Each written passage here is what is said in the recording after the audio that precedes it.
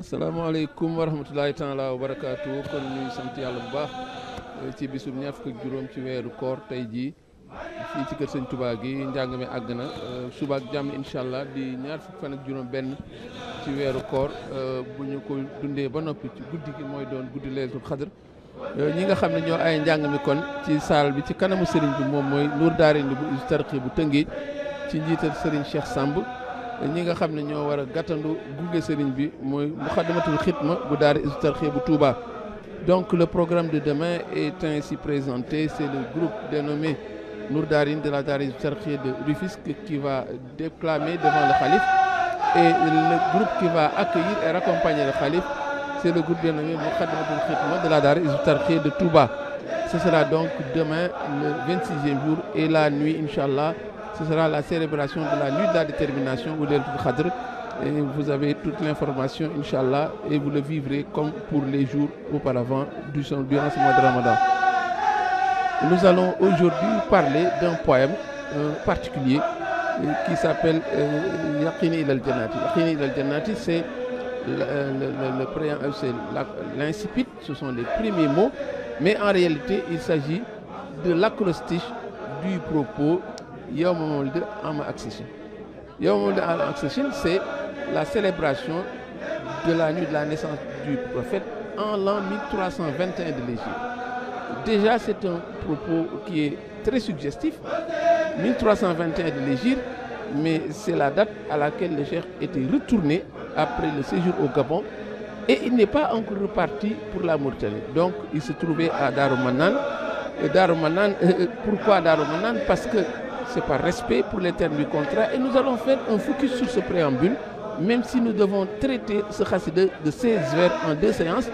Il y a des éléments importants, d'enjeux cruciaux, et que nous allons présenter, parce que d'abord le fait que le cheikh choisisse l'acrostiche, pas d'un nom de Dieu, pas d'un nom du prophète, pas d'un nom de lieu, mais il prend l'acrostiche d'une date. Une date, Yawma Mawlidi, également un événement, la nuit de la célébration de la naissance du prophète, et ensuite qui est la 12e nuit du mois de Rabiul Awwal, on le sait, mais également en 1321. 1321, donc c'est le nom, c'est cette date précise et cet événement précis qu'il associe pour faire un acrostiche. Yawma Mawlid Ama Aksachim. Ce qui fait 16 lettres et donne 16 vers. Évidemment, c'est un poème de 16 vers. C'est un poème également écrit dans la métrique Tawil. C'est un poème où tous les vers riment en dou, dont la lettre Dal, flanquée de la voyellation en ou. Je disais donc que ce propos mérite qu'on s'y appesantisse parce que cela clôt le débat des sources quand on veut enseigner les écrits du Cheikh. Il y en a qui prennent le parti d'enseigner les écrits du Cheikh en faisant l'impasse sur les écrits du Cheikh lui-même, alors que c'est la référence la plus sûre. Et à force de recoupement, on peut normalement savoir, même si on n'est pas versé dans la foi comme beaucoup de chercheurs peuvent l'être, mais il y a des recoupements qu'on peut faire. Et là, les propos du Cheikh font foi. Et on a besoin toujours de convoquer ces écrits, ne serait-ce que pour faire des recoupements. 1321, donc, le Cheikh se trouvait à Darmanan. Il est revenu du Gabon après cette défaite cinglante des colonisateurs. Mais pourquoi il n'est pas allé à Touba? Parce que dans les termes du contrat qu'il avait signé avec le prophète, on lui avait dit qu'il faut sortir de Touba. Et cette déclaration était péremptoire. Il n'y a pas eu de propos ou bien d'autres injonctions qui viennent balayer cela. Donc quand on ne sait pas que le Cheikh, ce qui est transcendant, même si on n'y adhère pas, il y a une cohérence qui pousse à savoir que le Cheikh ne pouvait pas quitter un autre lieu et aller à Touba parce qu'on lui avait interdit de venir à Touba parce que tant qu'il était à Touba, les sanctions ou bien les épreuves ne tomberaient pas. Ça c'est d'un. Même si on est un agnostique, mais on peut pouvoir adhérer et comprendre que si le Cheikh n'est pas allé à Touba, Touba qu'il évoquait chaque fois, quand il était dans l'exil, il parlait toujours de Touba. Il parlait de son retour à Touba. Donc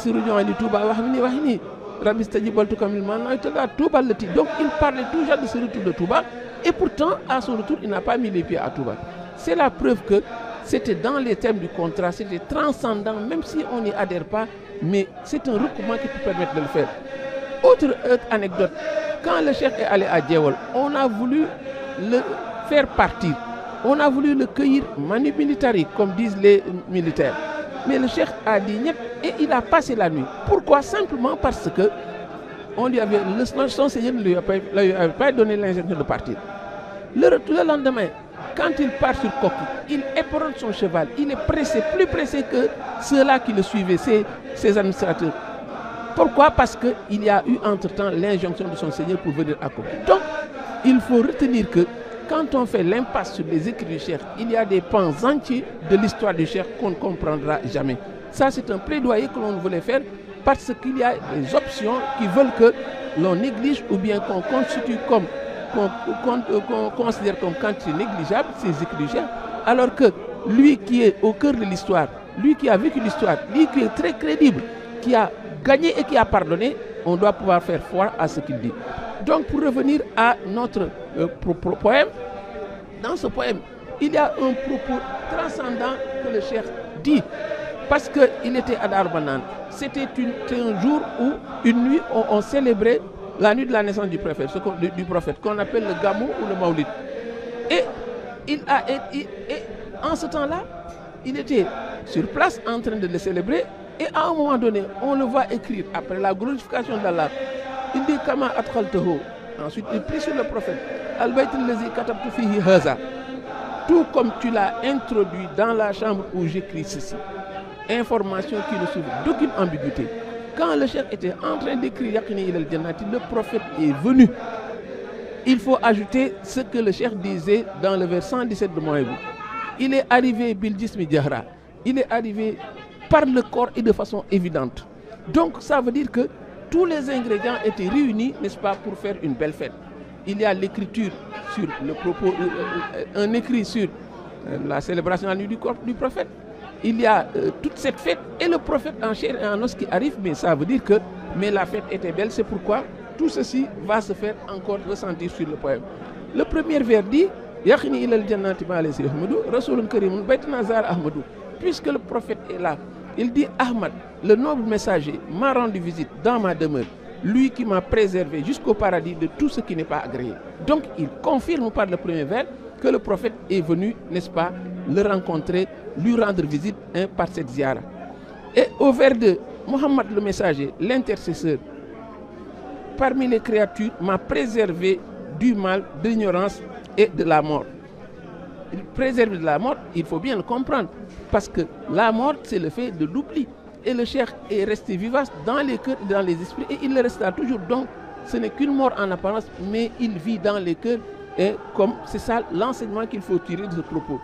Les deux premiers vers traduisent une reconnaissance envers le prophète Mohammed. C'est réel parce qu'il a eu beaucoup de bienfaits grâce à cet être qu'il chérit tant. Mais les vers qui suivent, on entre de plein pied dans la célébration de la nuit du Gamou. Et on sait que la nuit de la naissance du prophète, comment le célébrer? Mais c'est par la déclamation des écrits du cheikh, faire connaître les écrits destinés au prophète, mais également dire ses bienfaits et ses prodiges. C'est pourquoi il commence à dire au vers 3, Muhammad al-Mukhtar, la khalqa mislo, Muhammad le choisi, le meilleur, nul être ne lui est égal. Au vers 5, il m'est apparu clairement sur terre la prééminence du prophète sur toute créature, car c'est sur lui que s'appuient les créatures. Et ensuite, on sent un besoin insatiable de montrer aux plus aveugles que ce prophète est incomparable. Quand il dit Laqad mala man zanna al-mukhaffa Muhammadan yuhakil walidan qad mada awsal yuladu.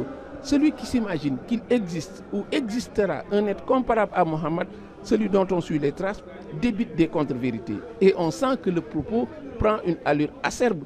Mais il faut le mettre sur le compte de quelqu'un qui s'offusque, qui est mortifié par le fait qu'on cherche à essayer de comparer ce qui est incomparable.